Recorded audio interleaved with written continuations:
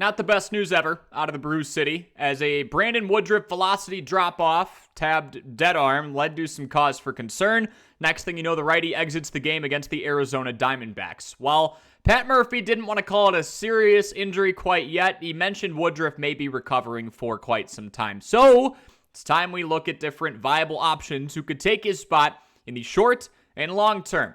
The obvious first pick is Logan Henderson, so we will start there. We've mentioned this organization's pitching lab ad nauseum on this channel, and it's not just limited to major league arms. While the Woodruff news is unfortunate, Milwaukee has at least one major league arm waiting in the wings as he continues to get reps at the AAA level.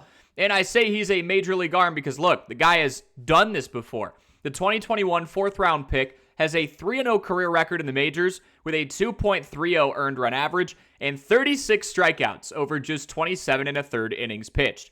He didn't look rattled. He looked like anything but a rookie, and the guy throws strikes. In AAA Nashville right now, he has a 1.02 earned run average over 5 different appearances with 26 strikeouts in 17 and 2/3 innings. I would have no concern if this is the first direction Milwaukee turns. Shane Drohan is the next name that comes to mind, and he just got his first win the other day. This is someone who primarily has been a reliever in his career, but the Brewers liked what they saw in him when they traded Caleb Durbin and company to the Red Sox this past offseason. We brought this up in a recent video, but I do believe Drohan has a starting pitcher's arsenal. What do I mean by that? It's just vast. Drohan has 6 different options, 4 of which he's utilizing at least 10% of the time, and so far, he is an elite ground ball generator.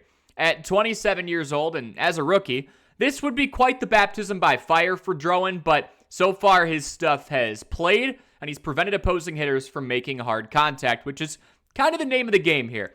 Next is Robert Gasser, another southpaw, and he honestly has a pretty similar background to Logan Henderson at this point.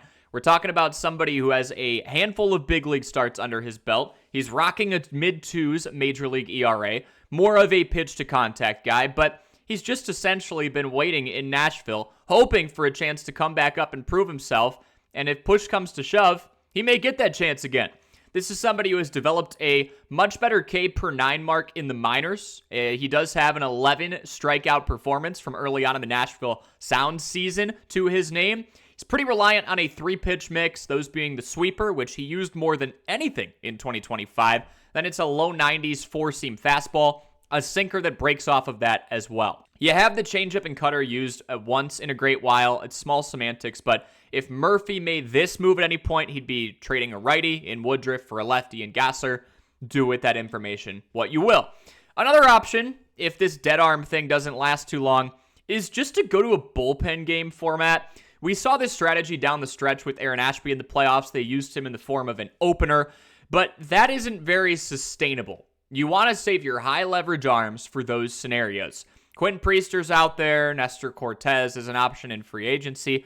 There's obviously other directions this could go. Personally, I think Logan Henderson makes the most sense and is probably the decision that they will make first off. Let us know what you think in the comments section below. How will the Brewers handle Brandon Woodruff's absence, assuming it lasts more than a week or two? If you enjoy content like this, make sure to leave a like and subscribe, and we will see you in the next video.